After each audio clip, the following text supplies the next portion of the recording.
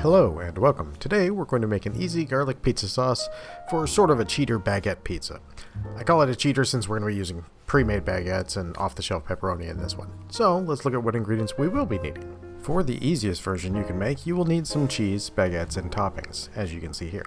If you're doing this version, I would suggest you add a sprinkle of Italian seasonings on top of the sauce. It adds a nice layer of flavor and gives you that sort of Italian feel. Now, for today's recipe, we're going to be doing the basic one, but instead of canned tomato sauce from the store, we're going to be making our own tomato sauce. And what we're going to need for that is a teaspoon parsley flakes, 1/4 teaspoon ground sage, 1 teaspoon garlic powder, 1 teaspoon basil leaves, 1 teaspoon onion powder, 1 teaspoon oregano, an 8-ounce can of tomato sauce, and that is going to give us a nice base of flavors with a little bit of extra punch to the garlic, make it stand out a little bit more. First, we will need to mix our tomato sauce and our dried spices, then let it bloom on the counter for about 20 minutes while we do everything else. Tomato sauce is already cooked, and we just need the flavors to mix and bloom into the sauce. So we make that part first so it can just sit there, and the spices will soak up the liquid and add their flavor back into the liquid without any additional cooking. We are going a bit heavy on the garlic in this recipe, so if you do like a less garlic flavor, you'll probably want half the amount. Since bread tends to be more dense towards the bottom of the loaf, we're going to want to cut it a bit below the halfway mark like you see here. This gives the top side a little bit more stability because there's more of it, and it makes the bottom side much easier to bite through. If you cut down on the exact center line, your top will end up being a little bit thin and your bottom will be a little too dense. Once we cut, we can add our sauce. Since the baguettes have a great deal more bubbles than a normal pizza, and you'll have that sort of bubbles everywhere, we're going to end up using a little bit more sauce, and I find it helps to make a good and slightly strong flavored sauce like we're doing here, and that's also why we went extra heavy on the garlic. So when you hit a small pocket of sauce, it's an extra burst of flavor and actually makes the meal more interesting. Once it's all sauced, it's time to add our toppings. Quick note, if you are using a pre-made sauce, I recommend putting a light sprinkle of Italian seasoning on the sauce before you add your toppings.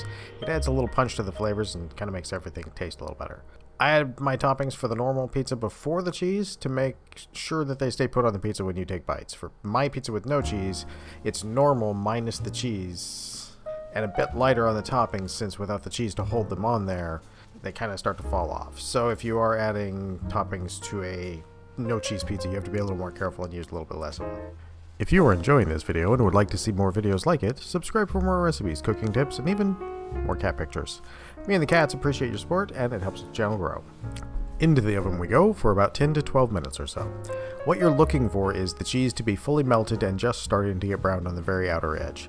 For any no cheese pizzas like mine, you're looking for the outer edges of your pepperoni or other meat toppings to begin to brown. If you're using only vegetable toppings, then they should just be beginning to soften at the tips of the slices or pieces. Once that has reached that point, we want to change our oven to the broil setting and the broil temperature if your oven has it. If it doesn't, just turn it to the highest temperature. This is going to get very browned very quickly, giving the cheese that nice crispiness and that browned layer that a lot of people love from the regular pizza places. This is also going to be super fast. It will usually take between 2 and 3 minutes, so you absolutely need to stand there and watch it so you can make sure it does not burn, because the broil setting is intensely hot. Once you are satisfied with your cheese, or topping browning, as the case may be, take it out, let it cool for around 5 to 10 minutes. You want to serve it before it gets too cold, but you definitely don't want liquid molten tomato sauce all over your tongue. And with that, we have made a fairly quick pizza baguette. It's super easy. Also, it has the bonus that everyone can customize their own with what toppings they want and have it their way, how much done they can get it, whether by need or preference. So it works out really well for a kind of a party thing. And as always, I would like to thank everyone for watching, and I hope you have a great day and a great meal.